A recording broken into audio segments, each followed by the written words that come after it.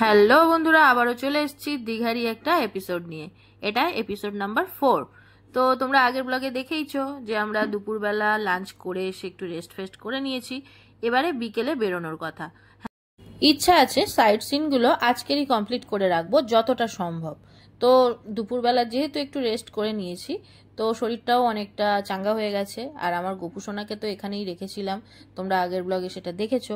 আর আজকের কিন্তু গোপুসোনাকে নিয়েই বেরোবো বেরু করতে। তো দেখা যাক কোথায় কোথায় যাই। আর আজকের আমি ড্রেসটাও পরেছি, একদম ক্যাজুয়াল একটা ড্রেস। তো চলো বেরিয়ে পড়ি। তো কটা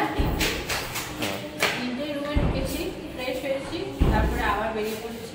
এবার যাবো তালসারি। তালসারিতে যাবো, তারপরে যাবো হলদিয়া। তালসারিতে এখন কিছুক্ষণ থাকা হবে, সানসেটটা দেখা হবে। রিমো সবে সবে বাইক শিখেছে। বাইক না স্কুটি। বাইক হলে কি করে চালাবো, স্কুটিটা চালাবো। আর হোটেলটাই দেখো, একদম বিচ ওখানে।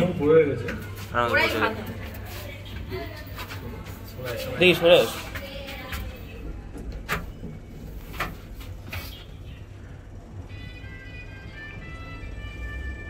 তোমার আনারস খেলে না? তো আমরা বেরিয়ে গেছি, যাবো তালসারি। ওখানে লাল প্রচন্ড গরম বাবা। কি হয়েছে? লাল কাঁকড়া ঢুকেছিলাম মোনালিসা ইন 4:30 বাবা। হ্যাঁ, যা পাচ্ছে তাই করছে।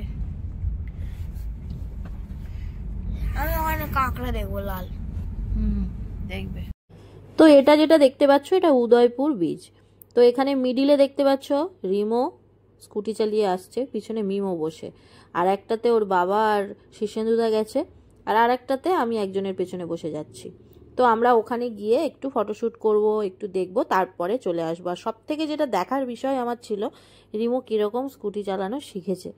তো সত্যিই খুবই ভালো শিখেছে, যেটা দেখে আমারও বেশ ভালো লাগছিল। তো এখানে আমাদের 15 মিনিট মতন সময় দেবে বলেছে, যে স্কুটি যারা নিয়ে এসছে ওরা।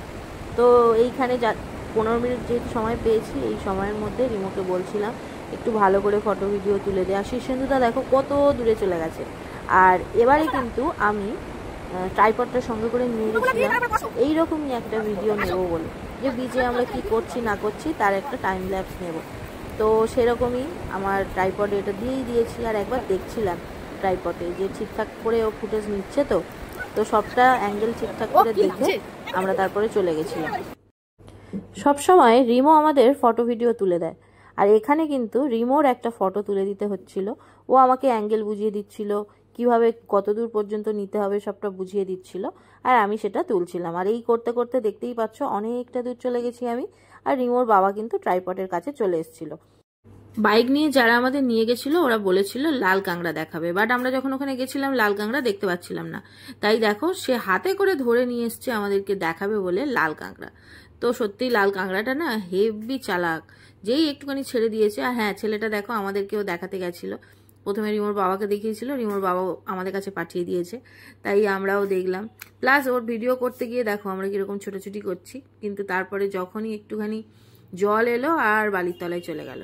আর এখানে একটা কথা বলি, আমরা কিন্তু বিকেলবেলা তালসারিতে যাব বলেই বেরিয়েছিলাম, বাট মাঝখানে পড়ে গেল উদয়পুর বিচ। তো সেখানে ওই জন্য চলে গেলাম। আর এই দেখতে পাচ্ছ আমরা কাঁকড়াটার পেছনে কিরকম ছোটাছুটি করছি। আর আমার গোপুসোনা এখন রিমোর বাবার কাছে আছে, আর আমার মিমো ওর কাজ পেয়ে গেছে। দেখো বালি খালা করছে, তারপরে ঝিনুকগুলো খুঁজছে, মানে যেখানেই যাবে এইসব উৎপাতগুলো ও করতে থাকে। আর দূরে দেখতে পাচ্ছ আমার একটা শ্যুট চলছে, বেশ মজা লাগছিল। জায়গাটা এতটাই সুন্দর ছিল, বেশ মজা লাগছিল। তারপরে সব কমপ্লিট করে আমরা চলে এলাম আর কয়েকটা ফটো নিয়ে নিলাম, তারপরে ওখান থেকে বেরিয়ে গেছিলাম। আমাদের তো শ্যুট কমপ্লিট। এবারে বললাম দুই বন্ধুকে কটা ফটো ভিডিও তুলে দে। হ্যাঁ, এখানে তোমাদের বলে রাখি, রিমোর বাবার এই বন্ধু কিন্তু রিমোর বাবার একদম প্রাইমারি স্কুলের মানে বন্ধু। তো সেই হিসেবে প্রচুর দুজনের মধ্যে মিল তো আছেই। ইদানিং যেন মিলটা আরো বেশি হয়ে গেছে। জানি না, বয়স বাড়ার সঙ্গে সঙ্গে সব বন্ধুরা যখন হারিয়ে যায়, তখন যে বন্ধুগুলো শেষ পর্যন্ত থেকে যায় তাদের প্রতি একটা আলাদা মায়া তৈরি হয়। তো বলতে পারো রিমোর বাবার কাছে সেই রকমই, মানে রিমোর বাবা প্লাস শীর্ষেন্দুদা দুজনে এখন সেই রকমই বন্ধু। তো দেখো এখানে গলায় হাত দিয়ে দুজনে যাচ্ছে আর রিমো সেটার ভিডিও করছে। এগুলোর একটা ছোট করে আমি শর্টস বানিয়ে দেব বলেছি, যাতে ওরা ওদের ফেসবুক আইডিতে ছাড়তে পারে। তো এগুলো সত্যিই খুবই সুন্দর। এখন তো এই ছোটবেলার বন্ধু খুঁজে পাওয়া খুবই চাপের। তো ওরা যে এখনো এত বছর পর্যন্ত একসঙ্গে দুজনের মধ্যে এত মিল, এটা দেখে আমার সত্যিই ভালো লাগছিল। আর এই সময় যেহেতু ওরা ফটো ভিডিও তুলছিল, আমি আমার বুকুসোনাকে নিয়ে একটু বিপাক খাচ্ছিলাম। তো সবাই মিলে বেশ মজা করেছি। এবারে এখানের কাজ কমপ্লিট, কারণ আমাদের হাতে সময় ছিল মাত্র 30 মিনিট। ফটো ভিডিও তুলবার সময় কি আর 30 মিনিটটা আমাদের হয় বলো? তো বাধ্য হয়ে যেহেতু টাইম বাউন্ডারি রয়েছে, তো বেরিয়ে যেতেই হবে। তো ছেলেটা বারবার ফোন করছিল, বারবার ডাকছিল। তো আমরা এবারে চলে যাব। রিমো এতক্ষণ শ্যুট করে দিল সবার। এবারে শীর্ষেন্দুদার সঙ্গে ওদের একটু ফটো আমি তুলে দিলাম। শীর্ষেন্দুদার একাকেও কটা ফটো তুলে দিলাম, মিমোর আলাদা করে ফটো তুলে দিলাম।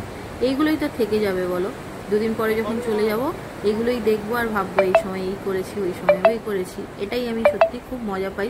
ব্লগ বানানোর বলতে পারো আমার এটাই মেন উদ্দেশ্য, যে আমার প্রত্যেক দিনের লাইফের যেগুলো বেস্ট পার্ট আমি সেইগুলোকে ফটো যেমন স্মৃতি হয়ে থাকে, সেরকম ভিডিওর আকারে আমি এগুলোকে স্মৃতি করে রাখতে চাই। এবং সেই জন্যেই আমি ভিডিও সত্যি খুব বানাতে ভালোবাসি, এডিট করে আমার পেজে বলো চ্যানেলে বলো আপলোড করতে খুব ভালোবাসি। তারপরে দেখো, যেহেতু শীর্ষেন্দুদা ছিল, তো সেই জন্যে আমাদের 4 জনের একটা ফ্রেম শীর্ষেন্দুদা করে দিতে পারছিল। তো এখন সেই ফ্রেমটাই তোলা হচ্ছে, কারণ সবসময় রিমো সবার ফটো তুলে দেয় বলে সব ফ্রেম থেকে ওই বাদ যায়। বাট এবারে যেহেতু শীর্ষেন্দুদা ছিল, এই সুবিধাটা আমরা পেয়েছিলাম, তাই 4 জনের একসঙ্গে বেশ কয়েকটা ফটো আমরা তুলতে পেরেছি। এরপরে ফেরার পালা। আর ফেরার সময় মিমো আর রিমো স্কুটিতে করে আসছে। আর রিমোর সাহসটা শুধু দেখো, স্কুটি চালাতে চালাতে মোবাইলে ভিডিও করছে। টায়ারগুলো হেভি চালাক, হ্যাঁ সব লাল লাল হয়ে আছে। হ্যাঁ ঠিক বলেছিস। পুচকেটা কি সুন্দর দাদার বাইকের পিছনে বসে দাদাকে জড়িয়ে বসে আছে দেখো। আমার কিন্তু এই দৃশ্যটা দেখতে খুব ভালো লাগছিল।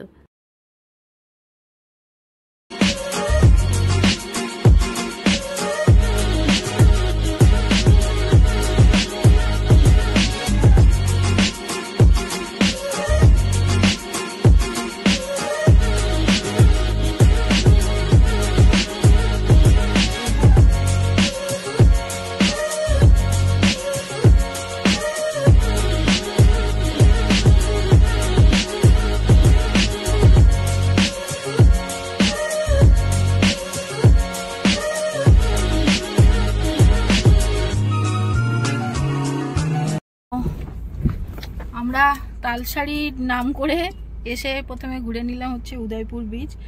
খুব ভালো বাইক রাইডও করে নিয়েছে রিমো সরি।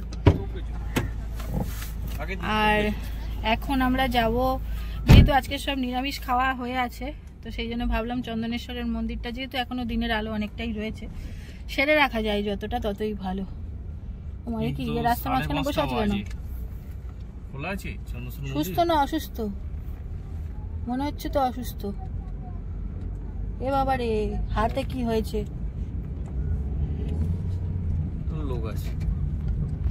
এটা দেখে নাও। তো আবারও চেঞ্জ হয়েছে, কারণ চন্দনেশ্বরের মন্দির সকালে না 6টা পর্যন্ত খোলা আছে না, আর আমাদের এখনই 5:30 বাজে, সেই জন্য আর ওদিকে গেলাম না, জগন্নাথ মন্দিরেই যাচ্ছি।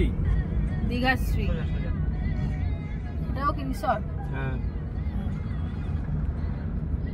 ভেবেছিলাম পুজোটা কালকে দেবো জগন্নাথে, বাট বাবা যখন ডাকবে তখনই যেতে হবে, কিছু করার নেই।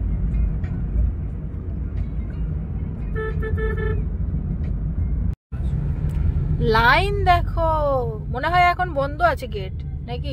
না গেট খোলা আছে। গেট খোলা তাতেই এত লাইন? এই তো এনাদেরকে জিজ্ঞেস করে বল, সাইড করে নাও বাবা নাও। পার্কিং কোথায়? পার্কিং আচ্ছা বেরিয়ে বানি।